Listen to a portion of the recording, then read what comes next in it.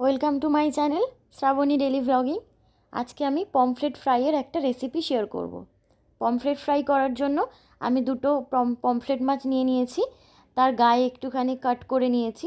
এবার আমি ওর মধ্যে অর্ধেক পাতি লেবু রস চিপে পমফ্রেটের গায়ে লাগিয়ে কিছুক্ষণ রেখে দেবো।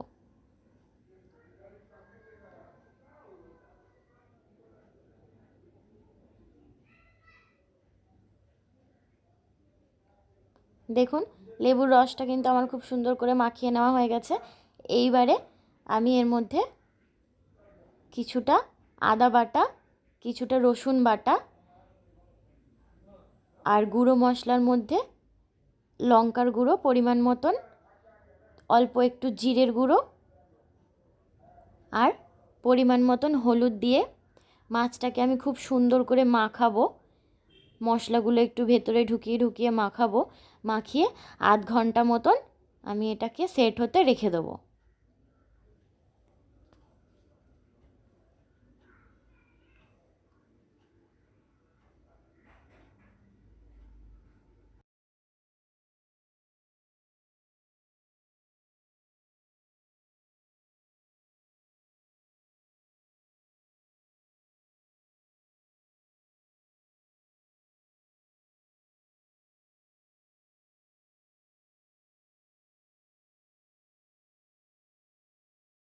দেখুন, মশলাগুলো আমার কিন্তু মাখানো হয়ে গেছে। আমি আধ ঘন্টার জন্য রেখেও দিয়েছি।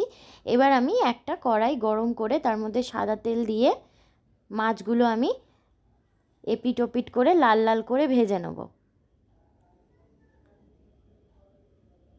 আমি দুটো মাছ একসাথেই দিয়ে দেবো, যেহেতু মাছের সাইজটা খুব একটা বড় নয়।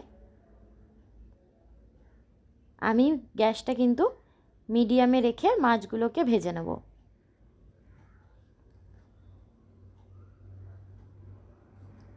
দেখুন, এক পিঠ ভাজা হয়ে গেছে, আর এক পিঠও আমার মাছটা ভাজতে দিয়েছি।